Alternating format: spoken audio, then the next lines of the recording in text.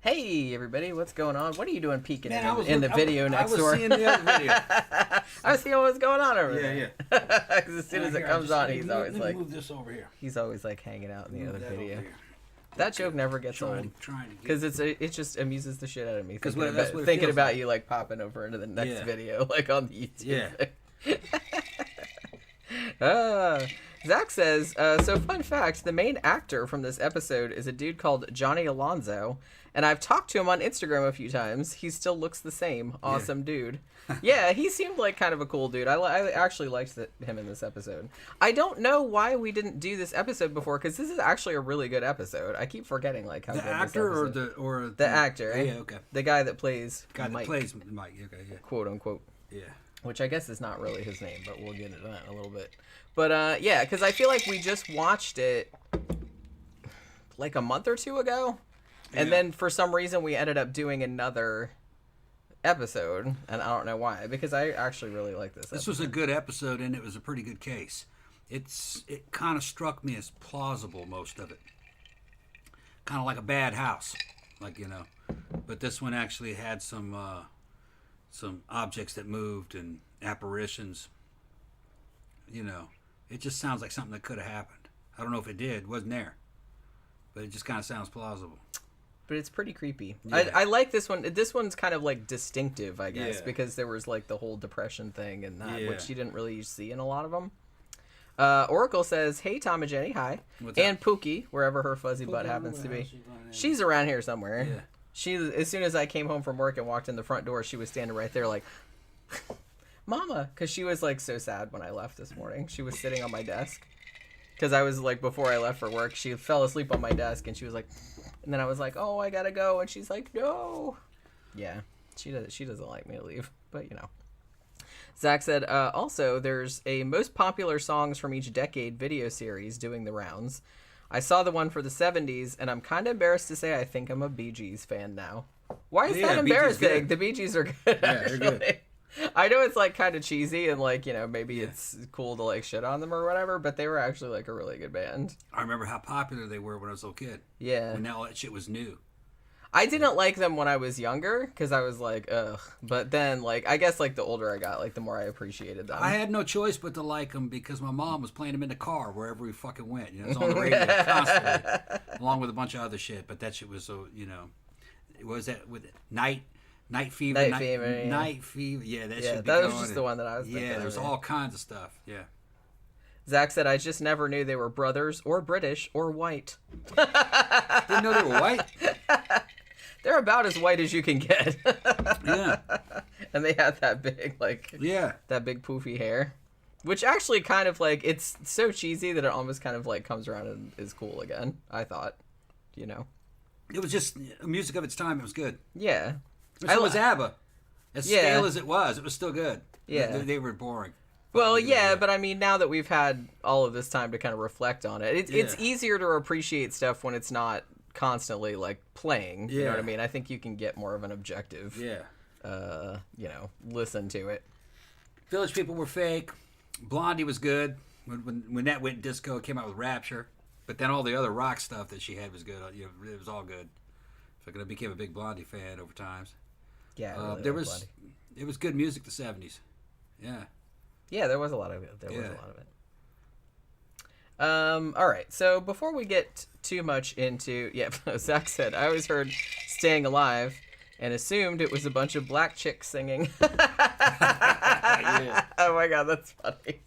Yeah. No, I mean, I guess because we grew up with it, so it's like we always knew what they looked like. Yeah, we knew what they were. Yeah, we knew what they were. So, so it didn't... I never had that. If you like that shit, man, if you like that shit, watch that Sgt. Pepper's Lonely Heart Club Band. Sgt. Pepper's movie. You know what it's called?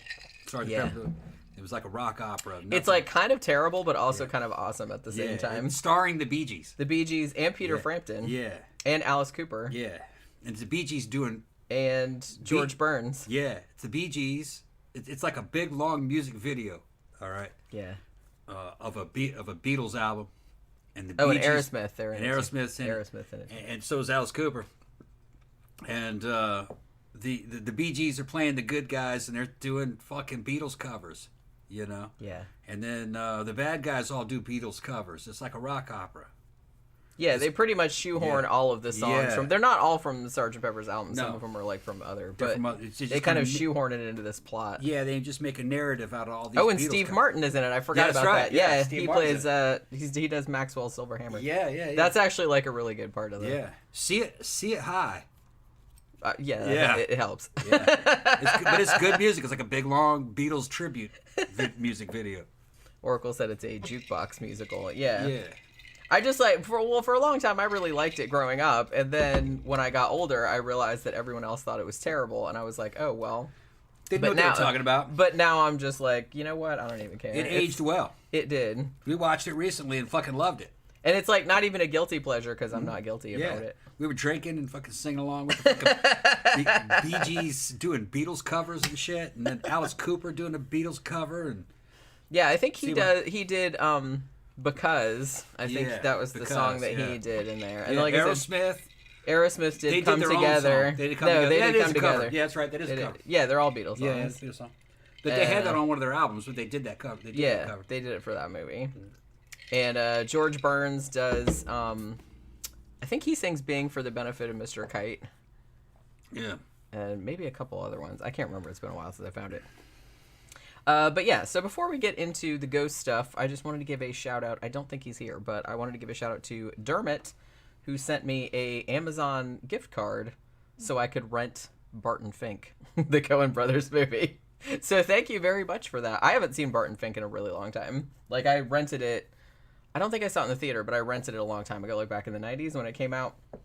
And I think I had it on tape, like I pirated it. So I watched it a couple times, but I haven't seen it for probably like 20 years. So, you know. All right. So let's talk about hidden terror. Why necessarily hidden terror? I don't really know, like, why. Why is it hidden? Because you can't see it. But they did. Invisible. But he did see it, though. Yeah, it kept popping out. He did see like, the title of these don't make any sense to me. I was like, it's not hidden. He saw it. It's right there. It's They're like, randomly it's an apparition. They're randomly definitely They just got to put a title on it. They're just like, whatever. It's terrible. It's terror. It's scary. And you can't see it. Scary terror. Hidden terror. Scary terror would have been better. Yeah. I kind of feel like this one, they should have leaned into the whole depression or like unexplained sadness thing, because to me that was like the most distinctive part of this episode, like what I always remembered about it. What she's talking about is that they seem to be experiencing what we call in the paranormal world oppression. Right. Where it's not possession, it's just something on the outside fucking with you, like it's watching you. Which is kind of like what that house that me and Eric were in after we got out of the army, you know, which is very different from Mammoth Mountain, which is poltergeist, and it was just like oppression. But we never saw anything. It never moved anything. It was just weird presence, a heaviness. It felt like it was weighing down on you. It felt like it attacked me one time, but there was nothing there. This one I feel like moved some stuff, but yeah. This one was there was like a lot of objective stuff that happened, and people, like several people did say that they saw apparitions, and there was like noises and stuff. So there was like some kind of poltergeist type activity, like especially like noises and things. But apparitions was like the main thing, and like moods. Yeah. Like you said, kind of like your bad house that you lived in. Yeah. Zach says Johnny, who's the actor who's in this, has the most early 2000s hairdo on this show. Yeah, that he definitely does. And believe it or not, he's still rocking that style today. Hey, you trademarked that shit. That's right. I mean, you know, more power to him. More power to him. So poltergeists are not actually ghosts. No. Yeah, we've discussed that a lot. It's RSPK, recurrent spontaneous psychokinesis. Yeah. Coming from a living person. Yeah, but it's a subconscious mind. That's our theory anyway. Right. Well, it's not our theory. It's, well, yeah, I'm just saying. It checks out with what I observed. And that theory has been around since the 1960s. Came out of some of the parapsychology departments, I think, of UCLA, I think is where they came up with that. Or at least they kind of made it famous. Yeah, and like that makes more sense to me than like people farting around like after they die. You know what I mean? Doing shit. Haunting, ghosts, and shit like that seems to be another phenomenon. Now, it may have some of the effects, like objects being moved, that might be that's a poltergeist-like effects, but it seems to be a different phenomenon. There's a ghost. It's emanating from not a living person, but something that from a dead person, evidently, or a person that is currently located in another dimension, something like a spirit realm, or just like another dimension. Curly says, "Didn't the Beatles break up?" Yeah, dude. Several decades Long ago. time ago. Before I was born. Well, was it? Yeah, they broke up, and it became John Lennon went solo, and then Paul McCartney formed Wings. Yeah. That's right. Wings was good too. And then Ringo did some shit. Well, and George Harrison did solo shit too. So did Michael Nesmith. Wasn't Michael? No, that's the he Monkees. was from the Monkees. That's the Monkees. He did some shit too. That's a completely different band. He did one of the first video albums. It was called Elephant Parts. Elephant Parts. Didn't they make that movie called Head? I think I remember seeing that when I was a kid. They used to show, for some reason, they showed the old 60s show, The Monkees, like back on MTV when I was growing up. Even though it was several decades old at that point. But yeah, so this story right here, Hidden Terror, again, which title doesn't make any sense. So the guy at the center of this, this actor that we're talking about, is playing. Now they're calling him Mike Speranza. I'm assuming that this is not his real name because he only appears in shadow. Here's the weird thing about this, though, is that he has a friend who also, went to the house and experienced some of the activity also. And her name is Sarah, and she shows up on the show with her face all and using her real name, presumably. So it's so I'm like, well, he couldn't have been that worried about hiding his identity because anybody that knew her and knew that they were friends would know who that was. You know what I mean? The fact that she was just happy to use her real name and face on there, but he didn't want to. But whatever. Maybe he just didn't want his face on TV. You can't blame him. So I'm assuming that that's not his real name, even though his friend Sarah does use her real name when she comes on there later. So this happened in the autumn of 2005 in Corning, New York, which I think is in upstate New York and is the home of Corningware. That's kind of what it's known for, glass making and stuff. So Mike, I guess he's in telecommunications or something like that, and he has a girlfriend named quote unquote Lisa Murray, which I'm assuming is also not her real name either, who is an artist. And they decide they're going to move in together, so they buy a house together that they said was a good size house, but it needed a little bit of renovation, but I guess nothing too egregious, you know what I'm saying? But they liked it because the house was big enough for, because Lisa worked at home and it's she could set up a studio and teach classes and shit like that. So about a month later, after they, buy the house and go through all that rigmarole, they move in and kind of start renovating a little bit. Now, the first thing that happens that's a little bit weird is Mike is kind of prying off the baseboards in the living room. And they start hearing something rattling down the inside of the wall. And they're just what the fuck is that? It sounds like it comes from way up in the ceiling or whatever. And then this little marble, it's actually kind of a big marble. What do they call the big marbles? When you play marbles? A marble? No, I mean, there's a word for it. I don't know. But I can't remember what it's called. If you play marbles, the big it one looked has like a a name. pachinko marble to me. But yeah, so it comes all the way rattling down. It comes out this metal, I guess. Yeah. So yeah, it was the little ball. It was just a little marble we played with kids, like a little cat eye marble. Yeah. Yeah. Tammy said Corning is just a few miles over the Pennsylvania border. Oh, I'll be damned. I didn't know that. For some reason I thought it was upstate, but what the hell do I know? I've only been in New York City, so I don't know. But yeah. So this marble comes out of the wall, this little hole in the wall. And they were just kind of they thought it was a little bit weird, where the hell did this come from and how it just kind of happened to come all the way down the wall and come out this hole. But they were kind of he made a joke about, hey, it's a housewarming present, from the house. Yeah. When I first saw this episode, which was way over 10 years ago, it might have been 15-something years ago, that scene spooked me because it reminded me so much of some of the poltergeists would do up at Mammoth Mountain. And, it didn't do that, but I'm just saying that's the kind of thing a poltergeist would do.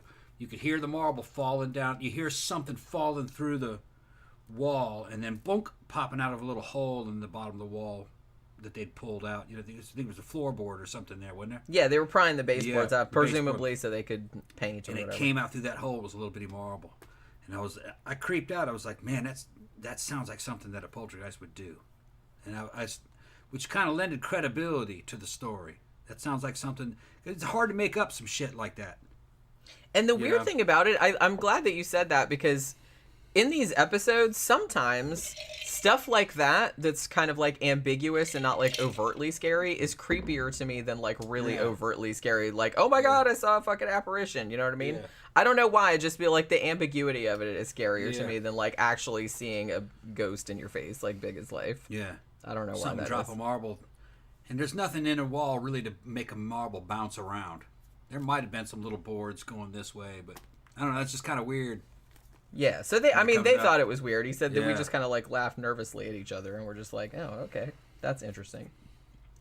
And then it seems like they weren't there very long before the shit started popping off, right? So one night, not too long after they move in, I guess they're both sleeping, and Mike wakes up. He thinks he hears like footsteps, or he was like, I was sure that there was somebody in the house, like that there was somebody downstairs. He's like, it sounded exactly like somebody walking around down in the house. So he runs downstairs with his pistol, and he's like looking all around, and he can hear more noise, like somebody's down there, but there's nobody there. And then there's like a jump scare where he kind of like goes to this door. It's like, oh shit, like, and he opens it, and then like a shovel falls out or something like that. And there's a lot of jump scares in this one. But yeah, he's like, he's like, all the doors were locked, all the windows were locked, everything. There was no way that anybody could be in there, but it sounded exactly like somebody was in the house. So a few days after that, Mike goes to work, and Lisa has her studio all set up, and she's like starting to paint or whatever. She says, I don't know, like, she wasn't on the show, so I'm not really sure, like, where they got her side of the story from, because, you know, spoiler alert, they break up at some point. But, apparently she heard something or felt a presence or something. Like, the way they had it set up on the show was just her like, at the easel, and then, like, she kind of felt something behind her, and she was like, what the fuck was that? Or, like, it was, like, creaking or whatever. And then she calls Mike up at work, and she's like, you know, she sounded kind of upset, and she was like, well, I just wanted to hear your voice. You know, I think something's wrong. And apparently she started feeling this overwhelming sorrow that she can't explain. Like, she doesn't know why she's sad. She just feels like she wants to cry, or, you know, like this overwhelming grief that she's having. So Mike, who's at work, is just kind of like, well, you know, just get out of the house. It's like, you know, don't sit around in there, and, you know, go get some fresh air, or go do something. Now, over the next week, he said, her depression gets like way, way worse, and she doesn't have any reason for it. And he said that she just felt like horribly, horribly sad, like just like someone died, like all the time, but for no reason. And as the months went by, it got to a point where the depression got so bad that she couldn't even like do anything. Like, she couldn't do any of her work. Like, she didn't even do any stuff around the house. Like, he would come home. There's a scene where he comes home and there's like dirty dishes piled up in the sink and shit like that. And she's like, I know what you're thinking. You know, I didn't do a goddamn thing all day. You know, she doesn't say goddamn, but you know what I mean? But yeah, so like it's sapping her energy away. Right. Like, she can't, like a psychic vampire. Yeah. Like, she's just like laying there on the couch all day, and she can't like do anything. So she doesn't do any housework or nothing. Now, Mike does not get mad at her, but, you know, he's like, well, maybe you should, you know, go see a doctor or something like that. But she takes a lot of offense at this and gets, like, really upset. She's like, I don't need help. And she gets, like, really upset about it. Now, one night, not too long after this, Mike is in front of his computer, like, in his office, like, eating Chinese food or whatever. And he hears, like, it sounds like the door creaked or, like, the door opened or something like that. But he doesn't see anybody. Now on the show, they kind of showed like a shadow go. You know how they do when they want to like show you that it's like, oh, they said they felt a presence or whatever. But they didn't say he didn't say he saw anything. So they just had like a little shadow like running behind the door or whatever. But he did say that he kept feeling when he was in the house that someone was always there like watching him. So like it felt like a really oppressive kind of feeling. And then they kind of jump to this other scene where, you know, they're sleeping, and he said he felt something on the foot of the bed, and then he sat up, and then there were like depressions on the bed, like someone was climbing on the bed, like it was their feet or their hands or someone was crawling on it, but you couldn't see anybody, obviously, which, you know, that would freak you out a little bit if that happened. Meanwhile, Lisa, the girlfriend, is getting crabbier and crabbier. And Mike finally asked, because I guess up to this point, because, you know, a few months have gone by and her depression's getting really bad, and I guess he's just, like, working and stuff. And I don't think that they've been communicating with one another about this haunting business that's going on. Because at this point, he finally asks her, you know, hey, when you're in the house by yourself in the afternoon, like, do you feel like somebody's in here watching you? And she gets mad at him again, I think because she took it, I mean, she seemed to take it the wrong way. Like, he was accusing her of being crazy, or maybe you feel like that. But he meant, he felt like that, and he wanted to know if she felt like that too. But she got, like, all upset, so he was just like, all right, never mind. You know what I mean? And Mike said that it wasn't just her. Like, he felt like he was getting angry for no reason. Like, he would just have, like, fits of rage and stuff like that and not be able to explain, like, what he was mad about exactly. Yeah. That fits the description of what's called oppression. Yeah. I guess it's kind of a weird phenomenon, or a real phenomenon. At Mammoth Mountain, the poltergeist event I was involved in as a kid, Wesley seemed to slightly be under the influence of fucking oppression. But either that or that's just how he showed fear, because he really couldn't understand what was happening, him being deaf. And slightly autistic, too. It was weird. Yeah, you said that he seemed like he was sleeping a lot. And sleeping a lot, and he looked dead when he was asleep. You know, he looked real, almost catatonic. And then he was real tense. When we go up the stairs together, had the feeling that there was something behind us. We'd run from it and get to the top of the stairs and turn around and look to see what it was chasing us. There'd be nothing there. Now, he felt it, too. Every time we went up those stairs, from the first floor to the second floor, we couldn't just walk up it. We had to, like, slowly just start running like there was something chasing us. We'd look down and there'd be nothing there. Weird. Yeah, that's pretty creepy. Yeah. And he'd like laugh a little bit. Like, you felt it too, you know. I could tell, you know, his sign language wasn't even that good. You know what I mean? It was real vague. His language skills weren't that good. But he was like, you felt that too. I could read it in his body language and his eyes. I said, yeah, there's nothing there. So I think he was being affected by it, but he was trying to block it out. As an adult, he said, no, that didn't happen. And Red was like, his stepdad was like, no, that did happen. And that scared him bad. He didn't want to talk about it anymore. Yeah. He was trying to deny that happened. Although, like I said, later on, he did kind of like... In the book, he says, right, yeah. He did write to me and right. say, or he at least told Lois, like, what happened, what he remembered. I asked him about it, and he said it was a bad place. He said it was a place where there was he basically said it was where some kind of evil magician had a great career. That's what he said. That's what he wrote to me. That's weird that he said that. Yeah, I know that was his imagination, but I know what he's talking about. It felt like something bad happened there. I don't think it was location based. It was just an illusion. Because wherever I went, that's where it was. Yeah, it just followed you. Because, like I said, I think it was you doing it. Yeah. Unconsciously. It's a fake ghost. Made by psychic abilities. Telekinesis. So, speaking of poltergeist stuff, one thing that Mike said happened all the time was that he was in the habit of, you know, getting the mail and kind of, like, leaving it on the, like, the table, like, next to the front door. And so whenever he came home, it was always, like, scattered all over the floor.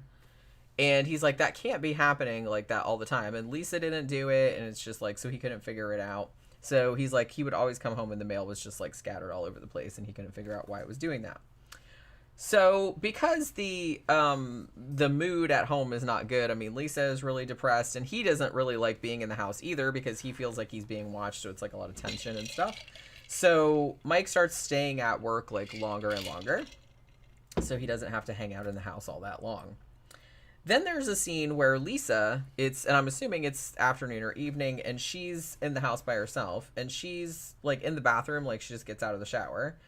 And then looks in the mirror, and she sees, like, a little ghost boy, like in the shower, like peeking around the shower curtain, which, you know, I guess she just saw it for a second. Like I said, the real woman was not on the show. So I'm presuming that we're secondhand account. This is just like a secondhand account. Maybe she told Mike at the time and like he's relaying like what she saw.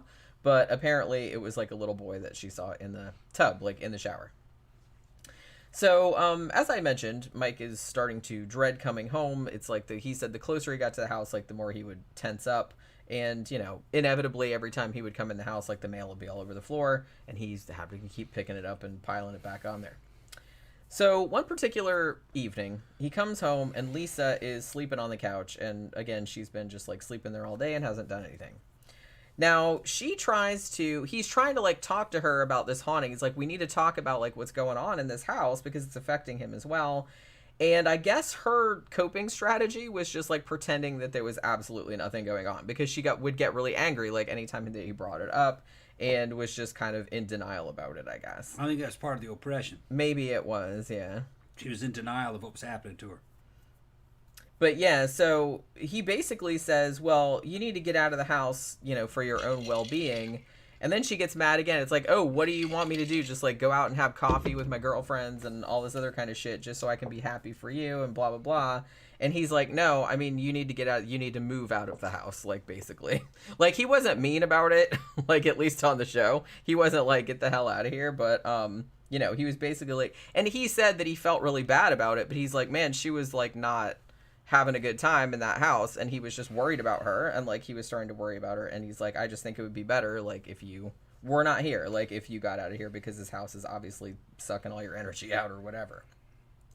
But you know, he did think it was best for her even though he said he was really upset about it. Now at this point he pretty much admits to himself, okay, well the house is haunted clearly.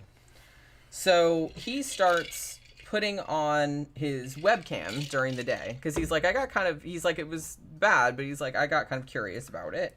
So he would leave his webcam like running, like recording during the day to see if he could catch anything going on because he was sure that there was something in the house.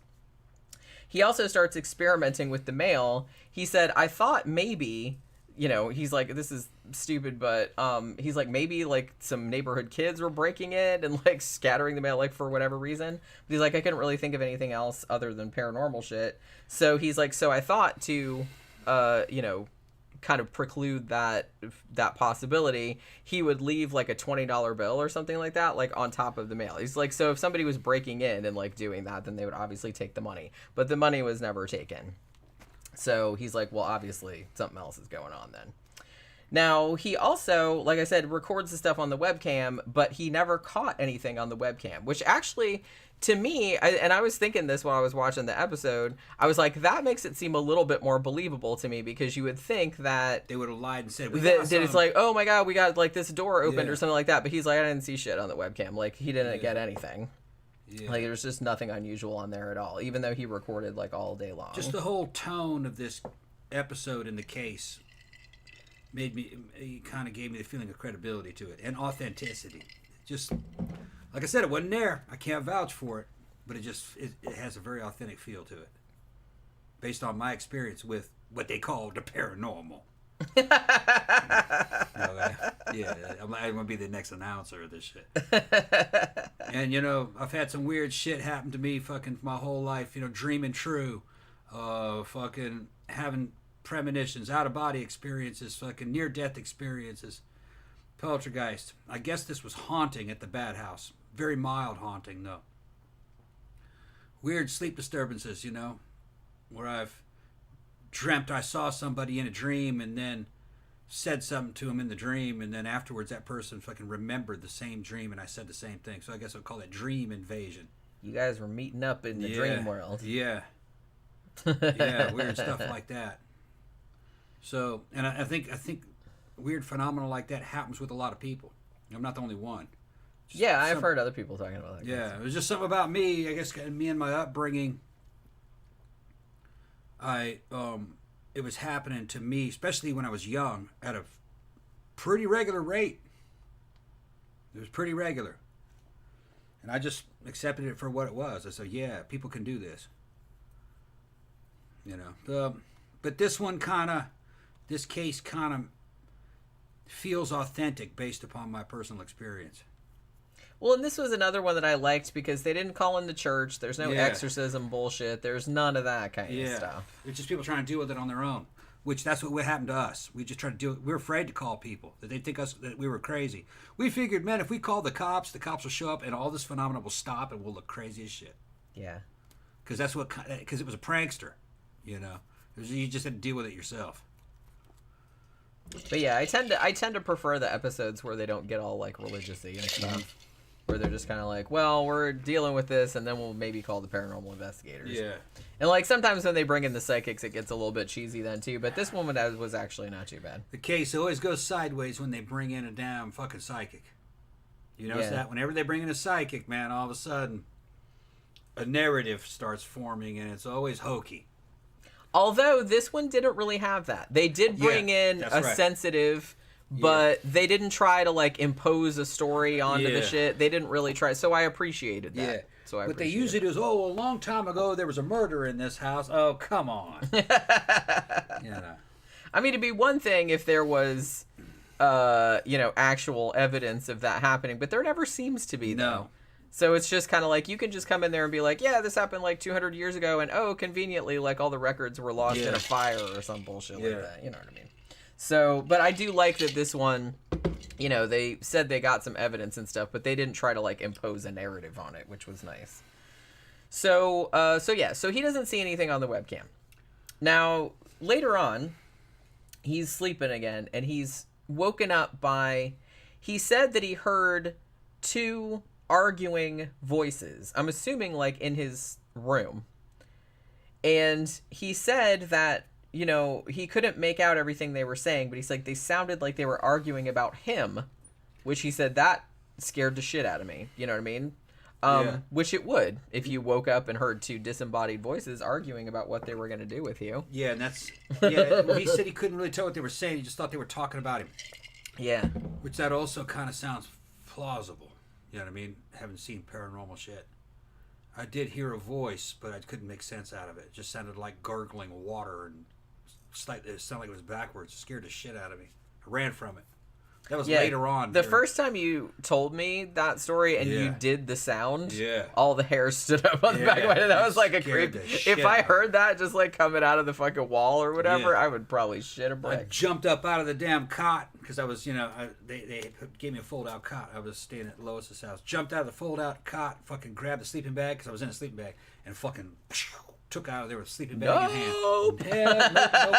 Nope the fuck out of there because I ran into Lois and Red's room, threw that shit on the fucking at the foot of their bed and climbed in there and said, "What's wrong?" And it says, "That thing's trying to talk." That thing, I don't want to hear that thing talk. Yeah, it's like, I'm not interested in anything that it has to say. That thing was fucking trying to talk. Yeah. And it was loud as my voice is right now. I wonder what it was. It started silently and it went up and got louder and louder. It's like it was like that. It sounded like it was underwater, bubbles and shit. Oh man, it was fucking weird. Yeah, that's creepy. Yeah. I left Wesley in there. He was deaf. He couldn't hear it. He'll be fine. He'll be all right. He had been throwing clothes on me the night before. So, when I was in that sleeping bag out of the dresser. That was fucking weird, man. My fucking hair still stands up thinking about how strong it got and the shit that it did. Oracle said it's spookier without the hokey. I agree. I think stuff is scarier when there's like there's not really any context. You know what I mean? When you try to like, I think that maybe people try to impose a narrative on it, like to make themselves feel better about it because you're classifying it, you're explaining it, you're to some degree. But I don't know. To me, like it's creepier when you don't know anything about it, when it's just kind of random. Pour one out for Wesley, poor dude. Yeah, he'd be all right. He was all right. He's all right. He didn't know. He's fine. Yeah. It wasn't messing with him. Yeah, it was mostly just the only thing it did to him, and during that episode, during those few days, is that he was autistic. He did funny shit. Okay, he'd stack up fucking mad. He had those little signet books.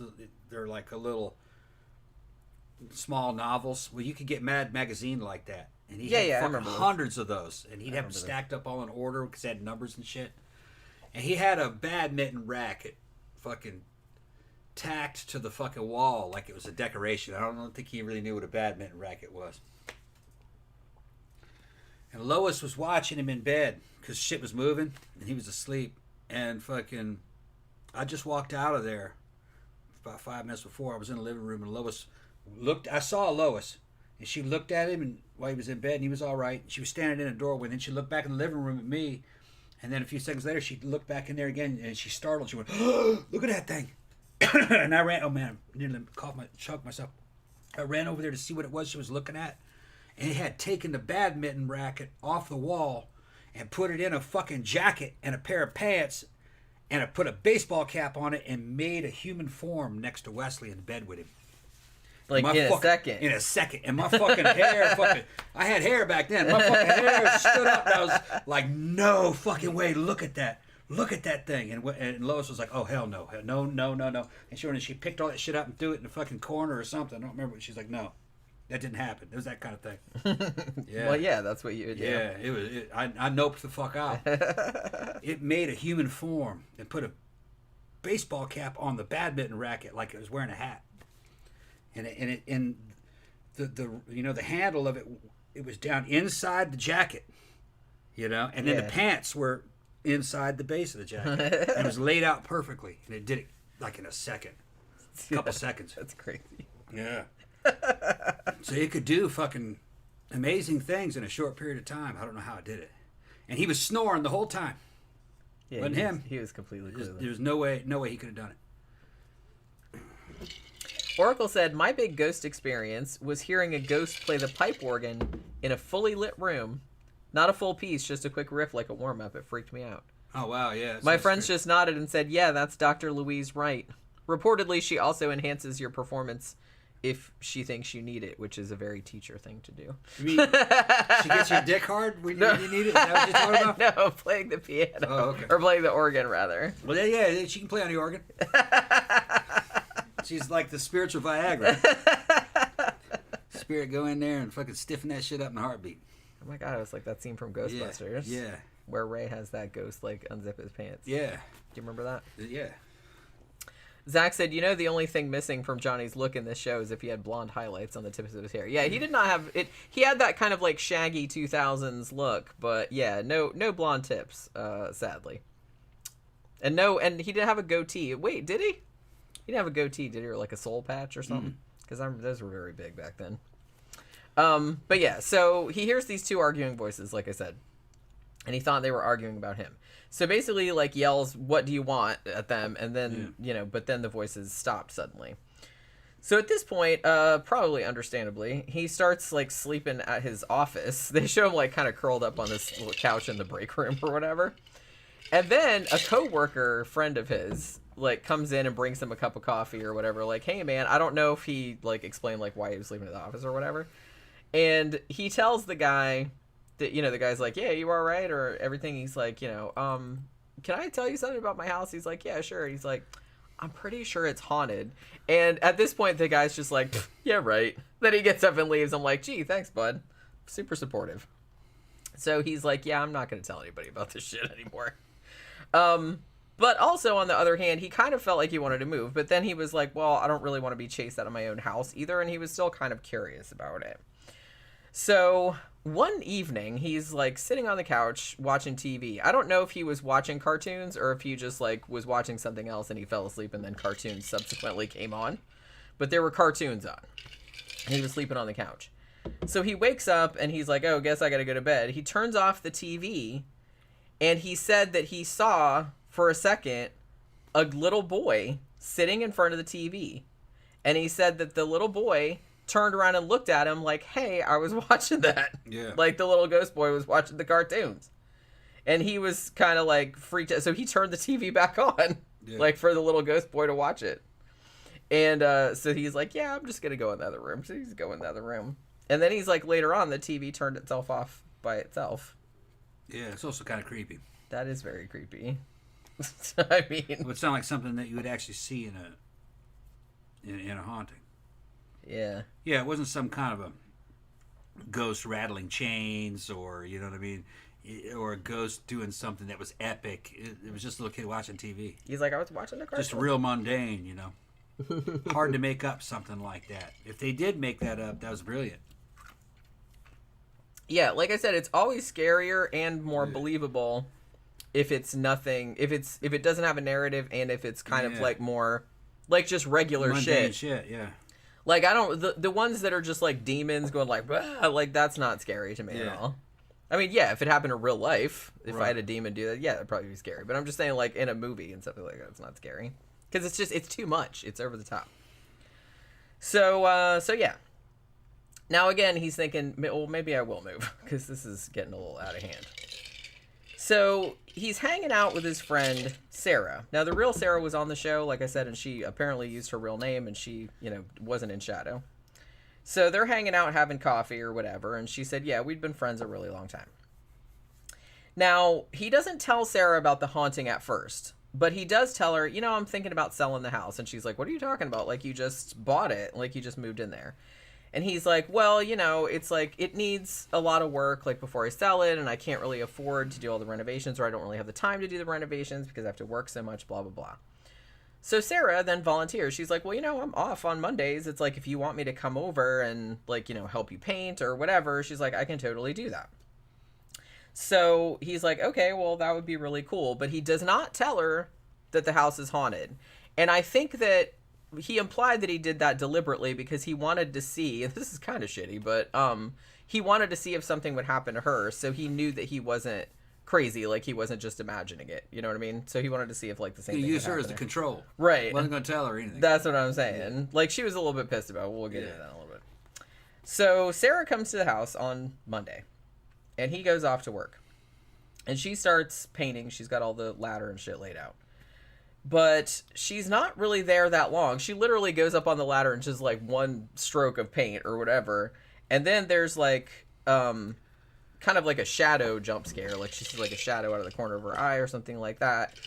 And then she starts feeling apparently the same overwhelming and unexplained sadness that Lisa had felt before. She's just like, I just felt suddenly like somebody had died, and like somebody had told me that a loved one had died, and like I just wanted to cry, and I didn't know why. So Mike calls to ask like how she's doing, and she sounds really bad, but she's just like, oh, I guess I just have a cold or something like that. But she's like, then she just like started crying like the rest of the day. And then she said for 20 minutes, she just kind of like stood there like she couldn't move. Again, like oppression, like we were talking about. And then she said she heard very distinctly like rustling on the drop cloth, because they had like all that plastic drop cloth like around because they were painting. Let me get some of this. Because we're out of vodka. Oh, that's right. That's the last of the vodka. I'm gonna have to get some more tomorrow. Get some tomorrow. Or like before the Wednesday show. That'll last us. Okay. Yeah, that's fine. Like I said, I gotta work tomorrow. I don't need to drink a lot.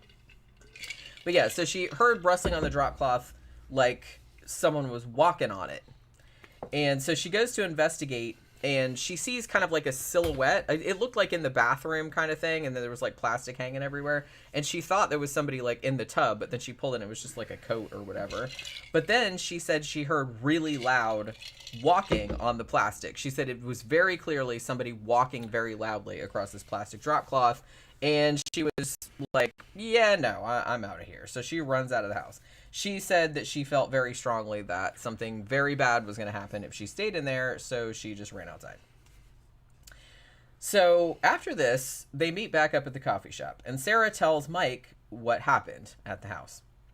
And Mike is freaked out because the feeling of overwhelming sadness that she described, he's like, that's just like what Lisa said, like his ex-girlfriend. And Mike finally admits, yeah, I've heard and seen all kind of shit too in the house, And Sarah was like, well, probably should have told me, like, before you let me hang out in there all day by myself. So thanks, bro. But, she wasn't that mad about it. But I guess, I'd be kind of mad about it too. But he was like, well, I hate to do that to you. But he's like, I had to know, like, if it was real. And I guess it is, because you felt the same way and I didn't tell you anything.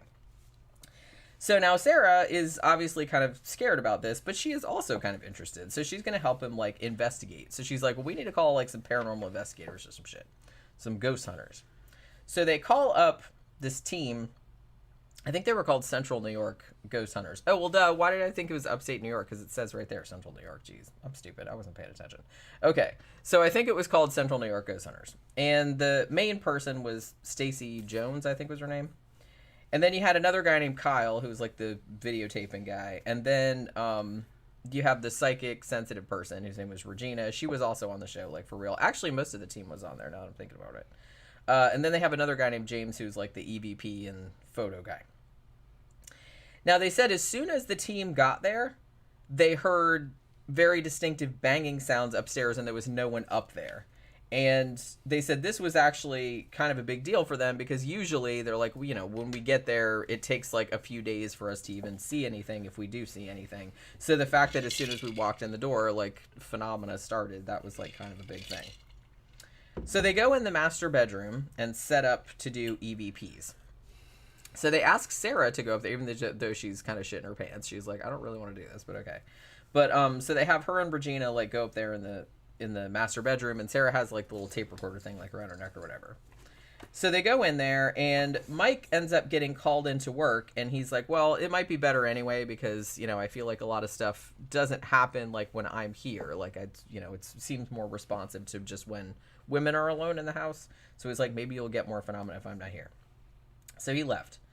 So Sarah and the team are staying in the house. So they start asking all your kind of standard EVP questions, like, you know, what's your name? What are you doing here? Blah, blah, blah. And Sarah asks the ghost, are you sorry for scaring me? I'm like, I don't think that's a good question to be asking, but okay. Now, at this point, Kyle, I think Kyle or the other guy, or James, one of the audiovisual guys, he goes out to the car, like, for more videotape or whatever, and he sees a weird guy outside, like, in the side yard. Now, initially, he didn't think that it was a ghost or nothing. He just thought it was, like, a vagrant or a neighbor or something like that. He just said it was, like, this weird-looking dude kind of in the side of the house, and he's like, and I called out to him, like, hey, what are you doing there? And then he followed him, and he's like, and then I went around to, there was, like, an alley behind the house, and it's like the dude was gone, and I couldn't figure out where he had gone. Now, in the master bedroom, the EVP session continues with more of your standard questions. And then, while Regina and Sarah are sitting on the bed, they said they felt pressure on the bed. They said it felt like a toddler climbing up on it. That's what it felt like. And they both obviously, like, jump right the fuck off, like, oh, no.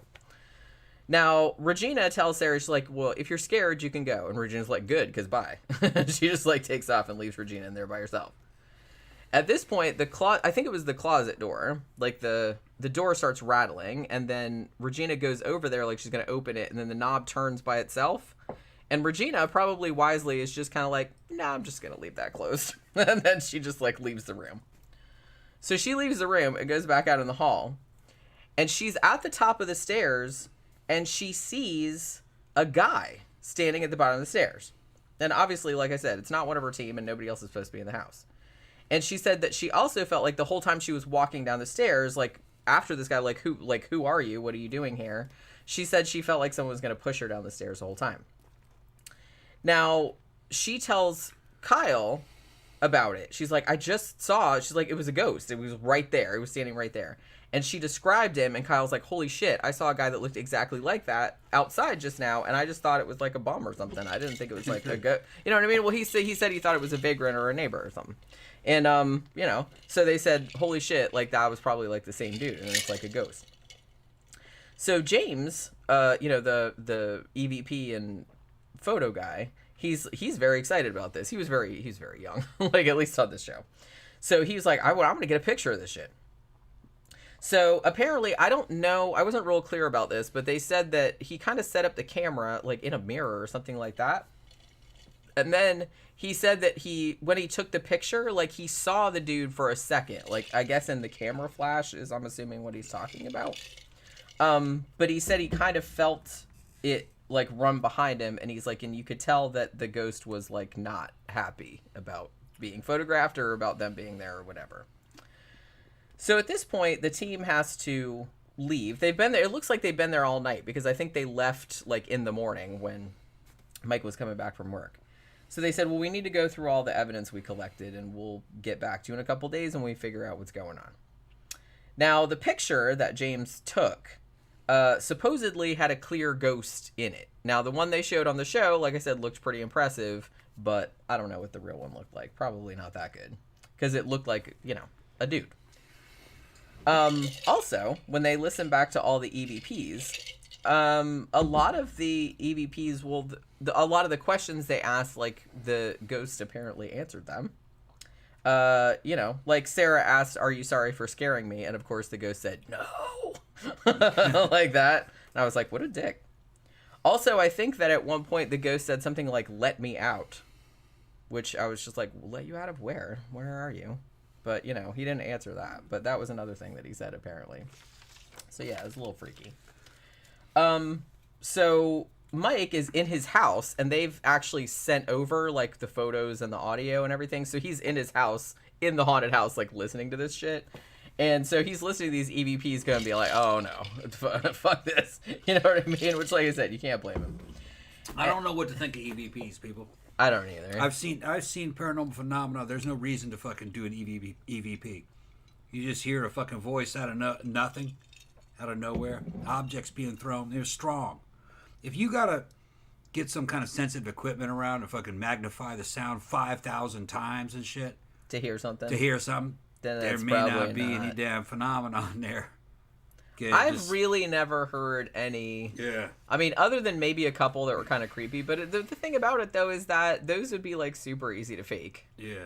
You know what I mean? If you were so inclined. When you see it, strong shit, there's no denying it. You're like, you can't believe it. You're like, fuck, that it's real. Like, what they told us doesn't exist, does exist. Damn, what else exists? Red was like, if this exists, does that mean Bigfoot exists? Does that mean UFOs exist? It causes you to reevaluate everything.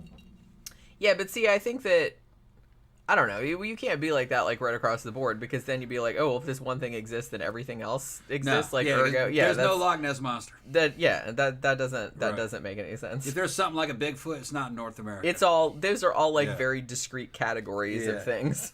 Yeah. So I don't think just because one exists, that means they all exist. So after he heard these EVPs, which were apparently really freaky, then he hears noises in the house again, and apparently he said something shoved him against the wall, like, really, really hard. And I don't know if this is because I don't think he said this, but on the reenactment they showed that it was shoving him against the wall so hard that his feet, like, it put his feet up off the floor. You know what I mean? So I don't know if that really happened or not, but, lifted him off the ground. So after that happened, he's just like, yep, I'm out. That's enough of that. So he just basically runs out of the house. And they said the only time he came back after that was to pack his shit and get the fuck out. Because once the ghost starts shoving you into a wall, that's pretty much all through it, I imagine.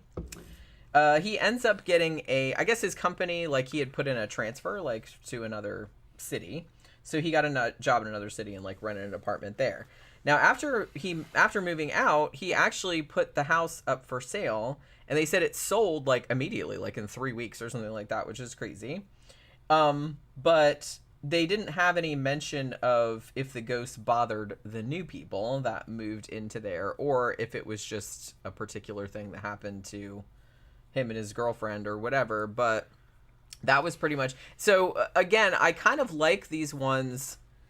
I don't know why, but I guess I kind of like the ones where I don't like the ones that just have that pat ending where it's just kind of like, oh, we did an exorcism, and it's like, oh, smell of sanctity, you know what I mean? And it's just like we sorted it all out with Jesus and all that. I don't like that. That's stupid. It's cheesy. But I kind of like these ones where it just gets bad, and the psychic comes and it's like, well, it's probably some haunting shit, but I don't know if we can do anything about it. And then it gets really bad and they're just like, yep, nope, bye. And then they just leave. Yeah. Because that seems like that's more like what would actually happen. It's more what happened with us. Right. Or it just faded away. Yeah. Yeah. Yeah, and that's happened on a couple shows too, where it's just like, after a while, like, it just got less and less. Yeah, it fades away. Which to me seems a lot more, because I kind of feel like the ones that are all like big exorcism at the end, I feel like there's like an agenda there. Church agenda. That's what I'm saying. So it's like I'm more inclined to believe the ones where they just said, yeah, we just couldn't take it anymore, so we just left. Yeah. Or ones where it just like gradually got less until they There's didn't a notice certain it anymore. kind of paranormal investigator that is also a preacher. And they sell books about what happened to them in their haunted house. Yeah. And how Jesus Bill saved Bean. it. Yeah, I'm Bill Bean. But you know, so was the Warrens were kind of like that too. Right, yeah. They were almost preacher adjacent. Not counting the teenage girl they kept as a girlfriend and all that other shit that they do. But, you know, that's just kind of religious culty. Yeah. No, from what I've seen of the paranormal, no religion is going to solve it. It's something outside your control. It's a paranormal phenomenon. You've seen it in the house back when it was turning the TV on and opening shit and ringing doorbells and throwing little objects here and there. Could have religion had any play in any of that? No, that never even crossed my mind, to be honest with you. They wouldn't be there when the phenomenon was happening because it was very intermittent and it was very brief. It's because I'm older. When I was younger, I could, and I didn't know I was doing it when I was younger, but when I was younger, I could really fucking make a storm, you know. But you need a lot of internal conflict, you know. My And family really had been going through a divorce, and I wasn't fucking happy, and it's just like I was very disciplined, growing up in a military academy, and there's no way to blow off any steam except that, you know. And it made an external enemy that had the effect of binding the family back together in the face of a common foe. But it didn't do anything wrong, really. It didn't do anything I wouldn't have done. Just like and it didn't really hurt anybody. No. Just kind of scare you or entertain you. It did entertaining stuff too. And I'm sure it would give you any narrative you wanted. You know what I mean? Like I didn't want to know what it would say, what it was going to say. It was just gibberish. But it probably would have said something eventually. But it would be saying something, the same things that a character out of your dreams would have said. Because there are characters in your dreams that you can't control, and they say and do things that you wouldn't do. But they come from you. They're not an outside force, and that's what a poltergeist is. See, I always like that analogy because everybody can relate to that. Everybody has dreams where there's like all these random motherfuckers in there. They're doing things that you wouldn't do. And they're doing things that you wouldn't necessarily do, and you're just like, but that's still you, though. I mean, your brain generated that, so it's coming from somewhere. Yeah. You know? Yeah, well, your conscious self is only one part of a whole. There's all kinds of shit. There's other versions of you in there too, and they're all talking to each other, rattling around. Yeah. You're a committee.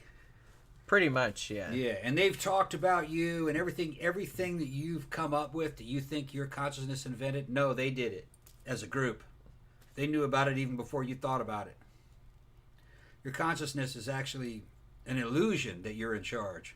You're not making any of the decisions. The other ones are.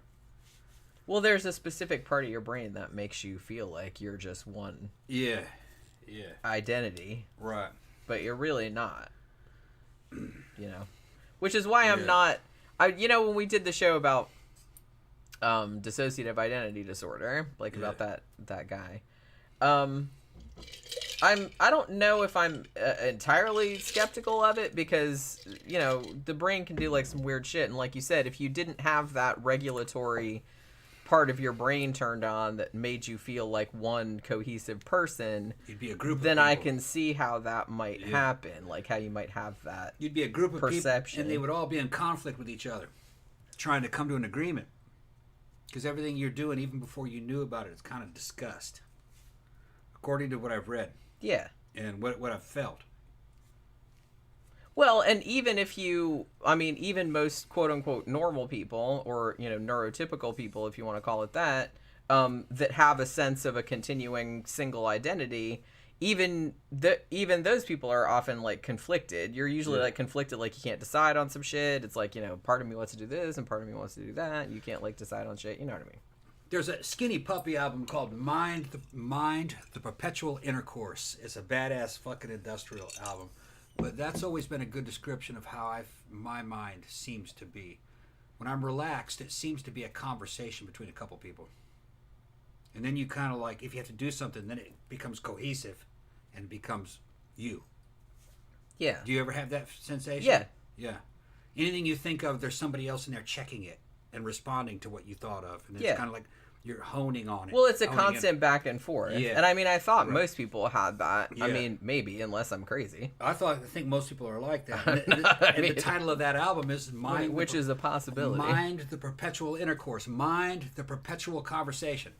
That's what that means. It's just like, yeah, that's what it's like.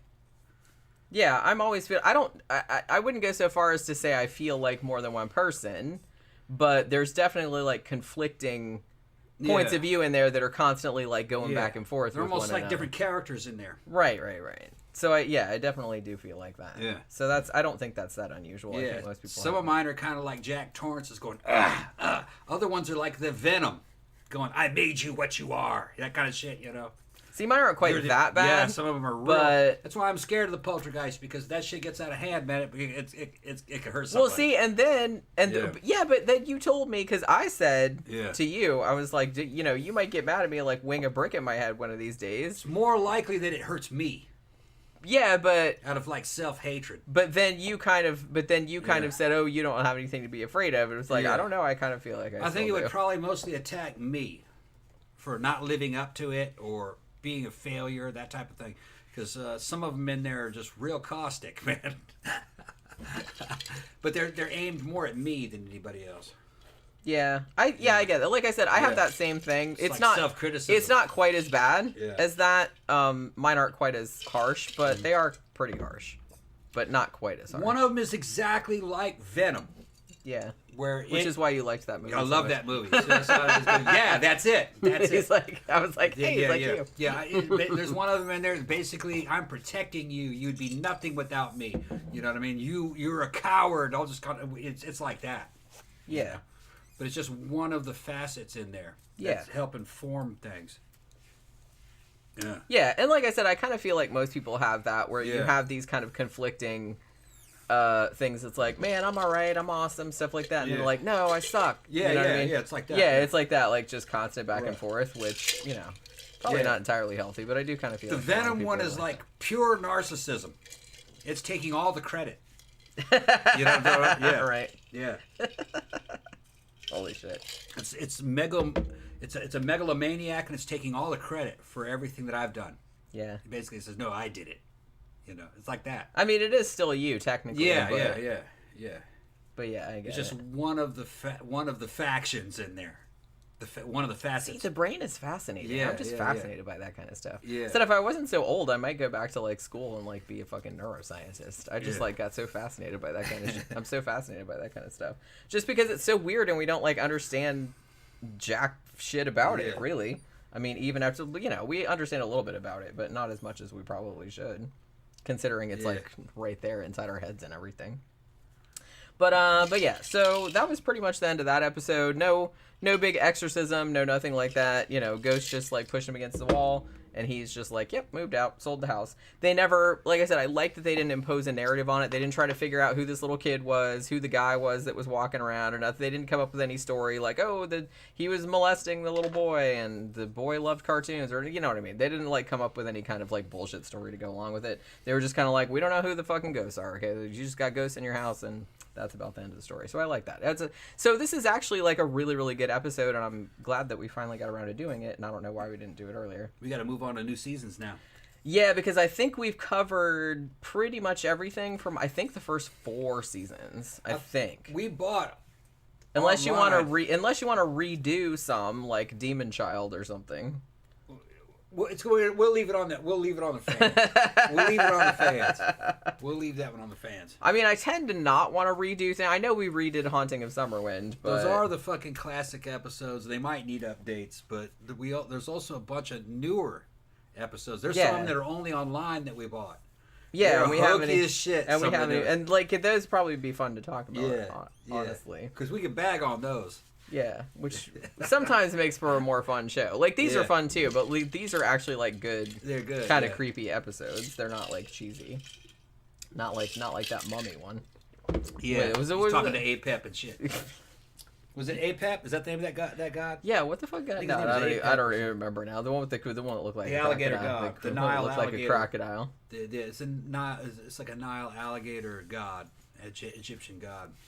I think his name might have been Apep. It's been a long time. That's just that whole episode. That dude was like, I mean, fair play to him. He was on there. He was trolling. Yeah. He's fucking trolling. But he kept a straight face the whole time. So, fair play. Yeah. But yeah, so I guess we're gonna wrap it up so I can go take a shower and have a snack, and then I gotta go to bed soon.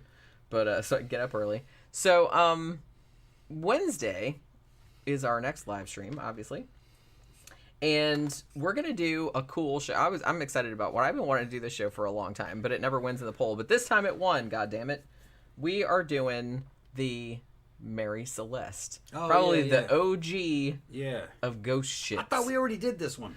No, well, we did a show about ghost ships like a long time ago, but I don't remember if we talked about the Mary Celeste on there. If we did, then it was like it would have been just like a little bit, because I remember we talked about like the Orang Medan, which is not a real ghost ship. It was just like a story that got conflated into a real event.